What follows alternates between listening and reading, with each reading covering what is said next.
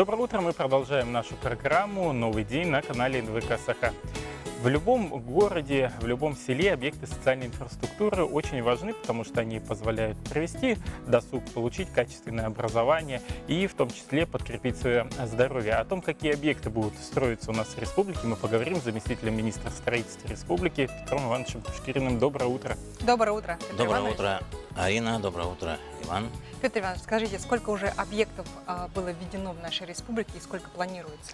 Ну, за прошедший 2018 год по республике введено 58 объектов социального значения. Это объекты культуры, здравоохранения и образования.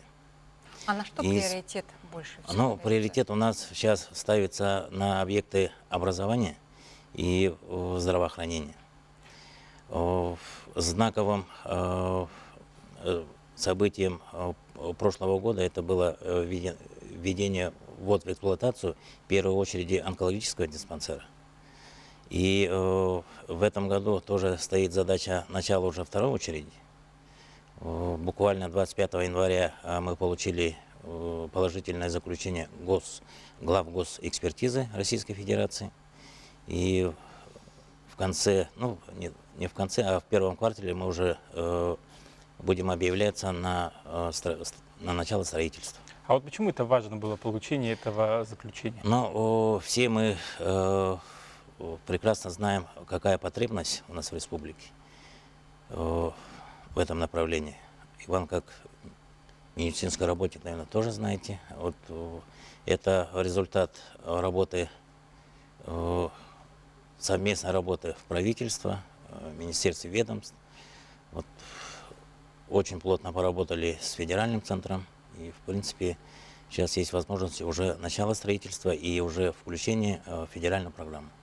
Глава республики Александр Сергеевич Николаев всегда четко обозначает порядок строительства и те приоритеты, которые есть по социальной сфере. То есть те районы, где он посещает, всегда есть какой-то план действий. Вот какие объекты планируется строить в улусах нашей республики. И глава республики также отмечал, что он не оставит без внимания город Якутск. Вот что будет еще и в городе Якутске? Ну, у нас приоритеты ставятся, да, по поручениям главы. И есть те объекты, которые были начаты и не закончены.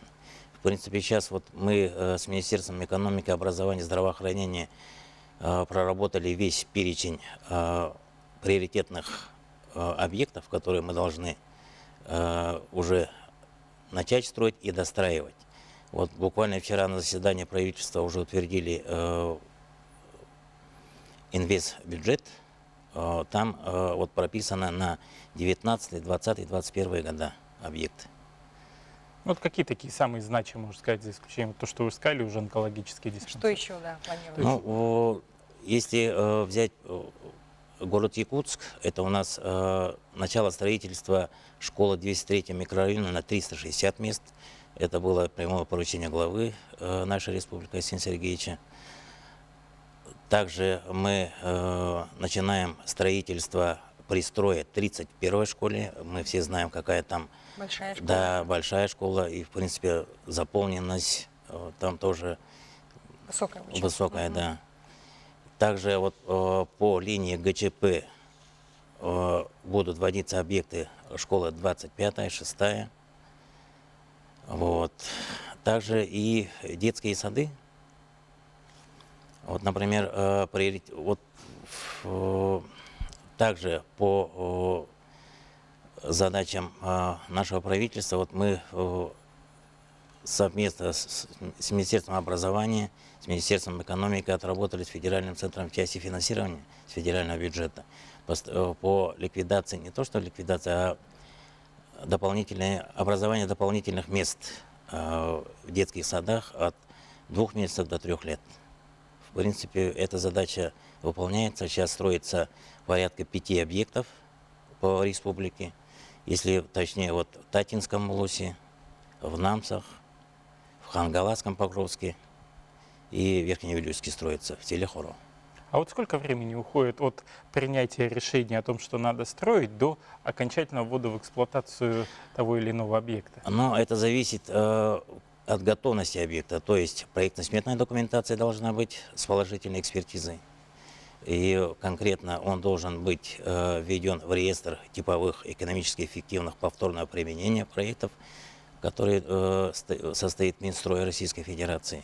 И, в принципе, по готовности, да, решение принимается в течение уже года, весь проектно-сметная документация разрабатывается, вводится, ну и со второго года уже начинается строительство. В принципе, год-два на строительство этого достаточно, таких объектов. Ну, спасибо большое, Петр Иванович, за то, что вы подошли к нам в студию. Хочется пожелать строительному комплексу республики новых достижений, новых высот, ввода новых объектов, которые будут радовать не только горожан, но и жителей республики. Спасибо. Удачи вам и отличного дня. Спасибо.